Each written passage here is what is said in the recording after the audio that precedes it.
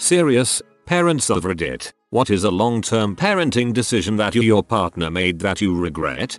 Buying too much crap. From birth on, I think we're suckered into buying all this crap, 99% of which we or our kids don't need. Then add in all the crap the grandparents give, stuff from B-day parties, etc., etc., etc., and you end up then having to buy organizing systems for it all. That used to drive me insane. Dana Covey had this great monologue about how his kid threw a temper tantrum for a $9.99 hunk of plastic. I bought far too many of those.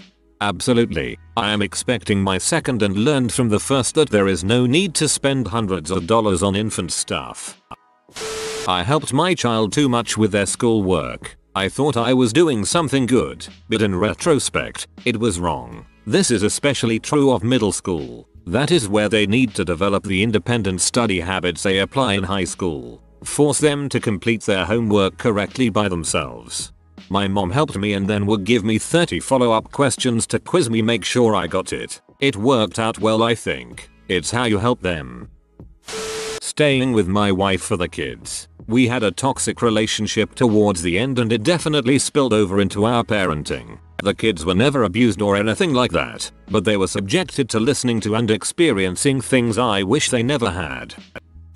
My son was having a hard time keeping up in school. His doctor said he had ADHD and should be on one of the many medications for the condition. I said no. We tried other things for a year. Nothing we tried worked. After a year I relented and he started taking the medicine. He came home from school the very first day and said, "Daddy, I'm smart. I'm good at school." I smiled and hugged him and said, "I know, buddy, you're really smart." I cried when he walked out of the room and I still cry whenever I think of it. I had no idea he even knew he was behind. I'll always feel like a total butthole for wasting a year of my son's academic life.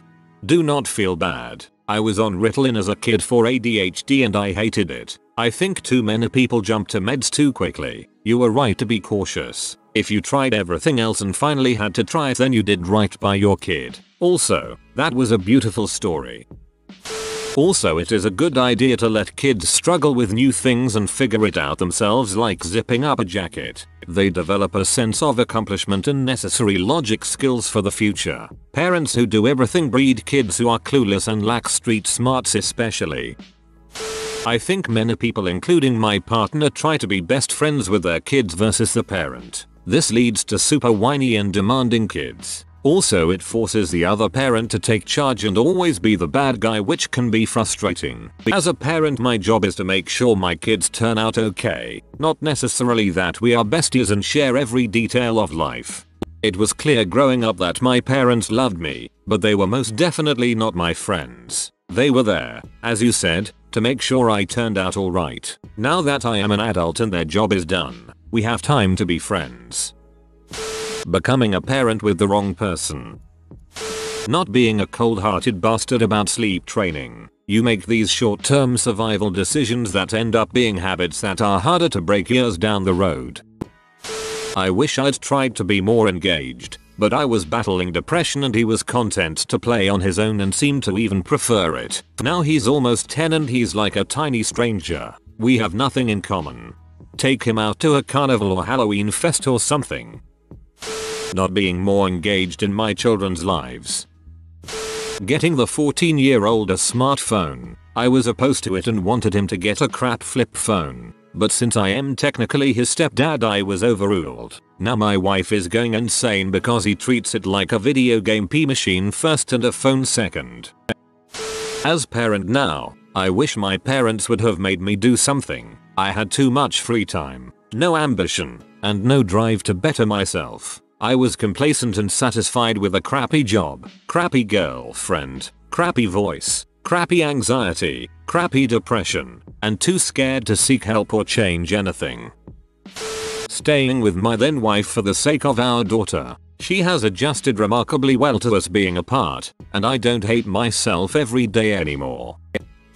Stepmother here. I wish I'd have put my foot down, been more involved, and not let so many of my husband's family members control the situation. I'm not sure if that even makes sense, but my stepdaughter is 7 and my stepson is 10. When I married their dad they were 1 and 4. I was so worried about not stepping on the toes of my husband's family because they were big parts of the kid's life before I came along that if they got onto the kids for something, even when I didn't agree, I let them be the authority figure, or if they wanted to do something with the kids when I had them while my husband was at work, I'd just step back and keep my mouth shut even if I'd made plans for us to do something. It's been 6 years and I've only recently started to be that step-parent figure that I want, or to even feel comfortable calling myself a step-parent.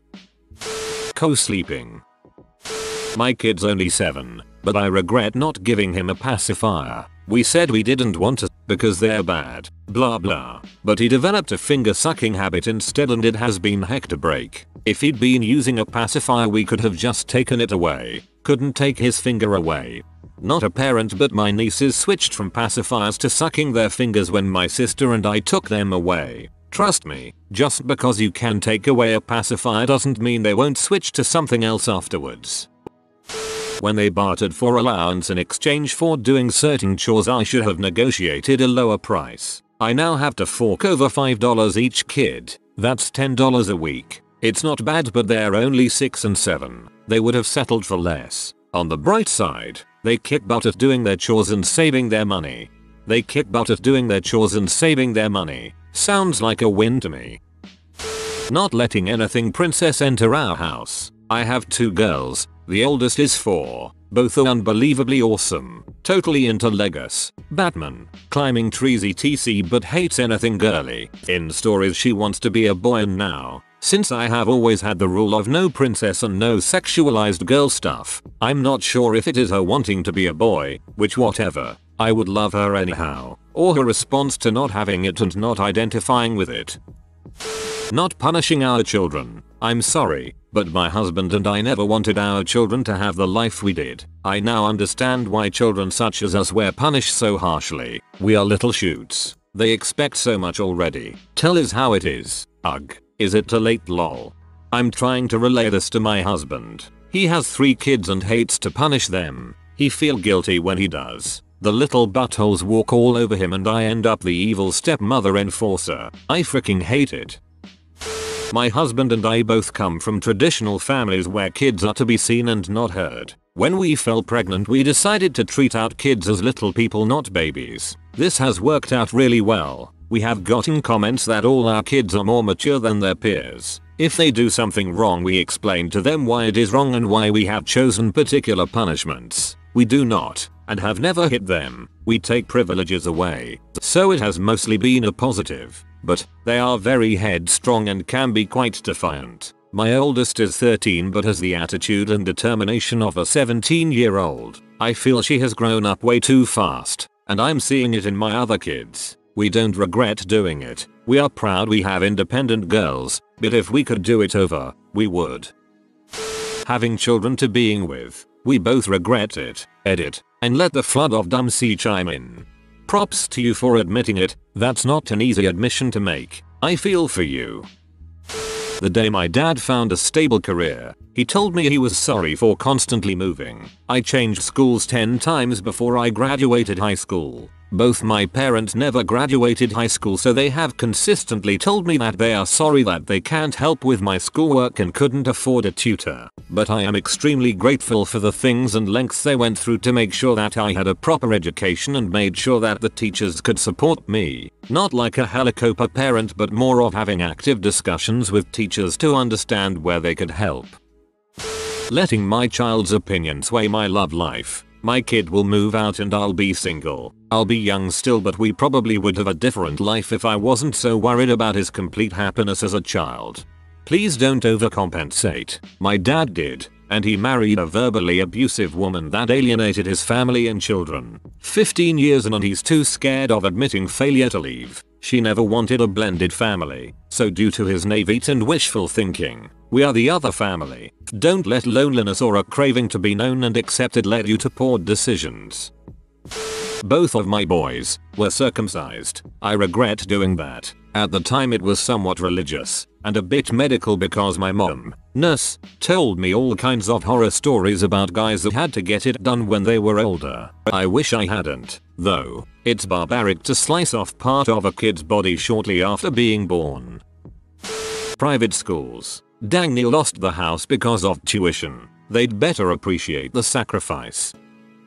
Not a parent, but I wish that my mom had let me have more control over my hair. I have never liked having long hair. I don't like taking care of it. I don't like the way it feels. I just hate having long hair. I have a very vivid memory from when I was 6 or 7. It was the middle of summer and we were driving to my grandmother's house in a car with a busted AC. It was so hot. My pigtails were sticking to my neck. I remember looking at my little brother and wishing that I was a boy so I could have short hair like him. When I was in high school, I practically had to beg my mom to let me get a pixie cut. She allowed it on the condition that I dress more feminine. So, after winning the battle for my hair, the battle for my clothing started up. I really wish she'd just let me do what I want with my hair. I recently grew my hair out for my wedding. It's ponytail length, and I'm getting it cut on Saturday. I am terrified of her reaction to it. I'm almost 30. I'm married. I have a job. I live in an apartment and own 2 cats. And I am terrified of how my mother will react once I chop the ponytail off. It wasn't thoughtful, and that was the issue. Circumcising our 2 boys, just because it was the norm. It's a stupid practice that should end. Dance. Holy crap. Dance for an 11-year-old costs a lot more than it does for a cute 2-year-old. Do not let your wife put your little girl in dance. Sending my son away to live with his dad. He was away visiting his dad for the summer when I tried to kill myself. The depression was too thick and all my attempts in the past to get help always fell flat. I knew I was going to end up trying again and I was terrified of him witnessing the aftermath. Terrified of how it would mess him up. So I had him go live with his dad several states away. I didn't know just how rough his father and his stepmother would be on him. If even half the stories he told me were true, I sent him away to be abused. I hate myself for it. I wish I would have encouraged them to learn another language. My daughter took Spanish classes in college and has become somewhat fluent, but she shouldn't have had to work so hard at. Failure to sleep train. God, what a freaking mistake that was. Divorce. I'm not a parent, but I can tell you 2 things I wish my parents did differently. 1. Get a dang divorce. My mother and father had a crap marriage, and while I was blind to it as a kid, I can see now that it had a negative effect on my childhood. I thought that the constant fighting was normal in a marriage. I guess my parents wanted to stay together for my sister and I, but that only backfired. You should only stay with your partner if the 2 of you can live in harmony. 2. Lay off my back when it comes to school. My parents are both immigrants and they value education above all else. Growing up, I felt like I constantly had someone watching over my shoulder. My parents were always talking with my teachers and any time I messed up, even just a little bit, they would find out and rain heck down on me. It was freaking terrible. Then, when I went to college they couldn't do that crap anymore and I received much better grades than I ever did in high school.